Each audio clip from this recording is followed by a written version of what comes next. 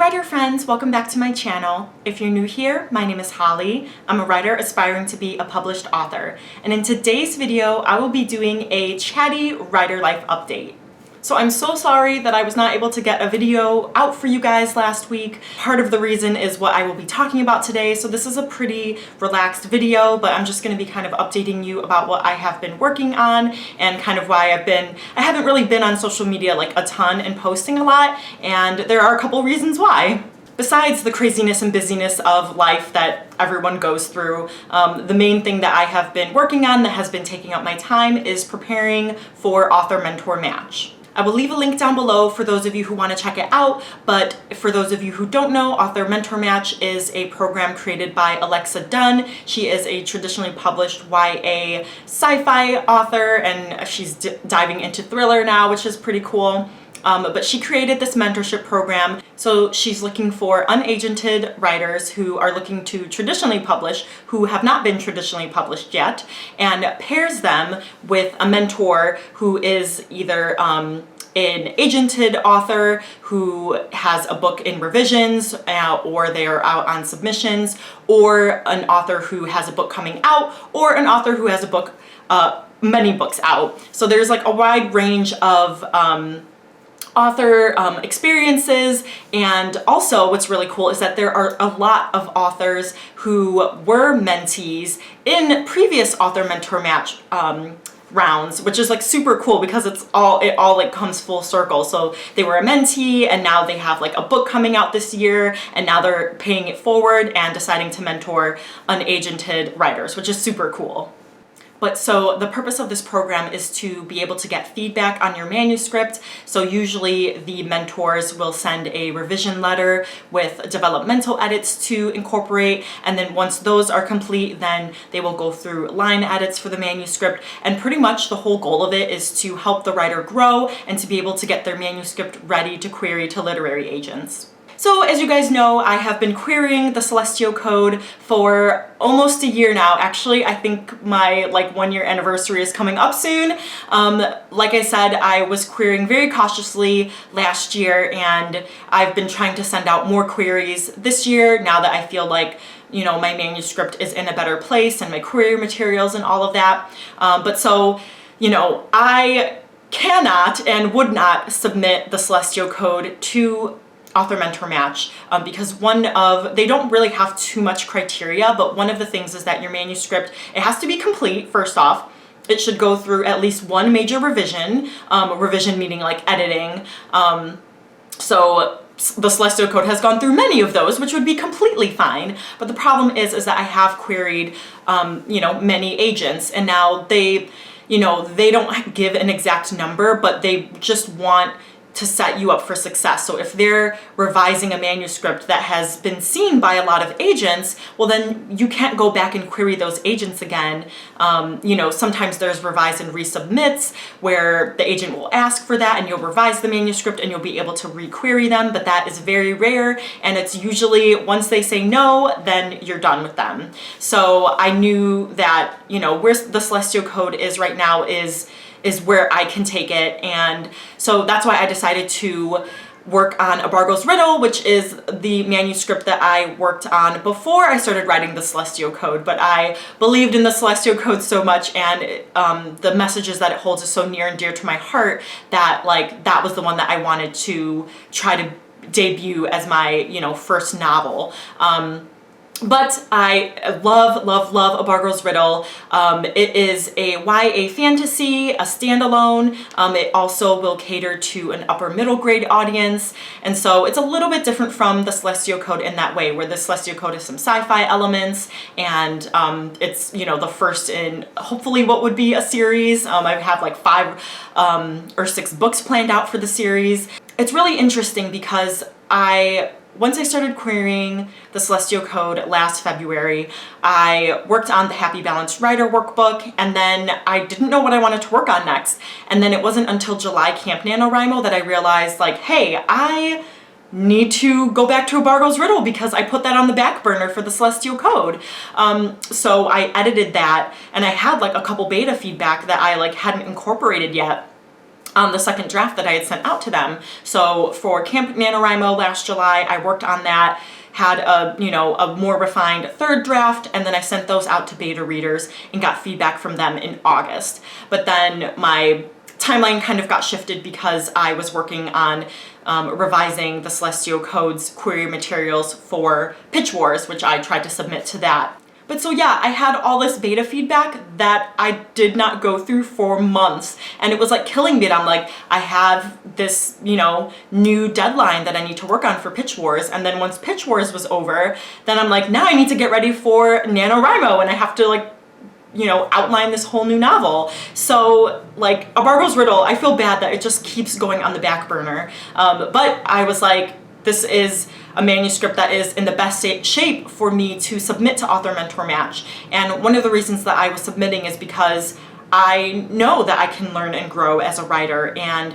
I want to make my manuscript the best that it can be, and so that I'm giving agents like my very best. And so if I can have a mentor who's been through all of this before and be able to help me see things that I might not be seeing, then like more power to this program. So I really hope that I can have the opportunity to, get this feedback from a mentor to really make A Bargo's Riddle shine. But I am having fun, at least going through beta feedback, so that's what I've been doing. I think I had like 5 betas that I received feedback from, and I am almost done. Yeah, so right now I'm filming this on February 8th, so submissions open on February, I believe 13th, either 13th or 14th. I don't remember exactly what day it opens because I'm only focused on the last day, because I think that I will be going up until the last day, because I want to make sure that like everything, like I said, is as good as I can make it for now. And so all I know is that the last day is the 16th. But so I pretty much have like 8 days to finish incorporating this beta feedback and then going through my own edits. So I know there's a couple things along the way, like after I had finished editing A Bargo's Riddle over the summer, I was thinking about things here and there, because that's what really helps, is taking that time away from your work, because then you'll just randomly start thinking, oh yeah, well what about this? Or oh, like I should have done this there. And like you don't think about that necessarily in the moment. So I think that's really cool.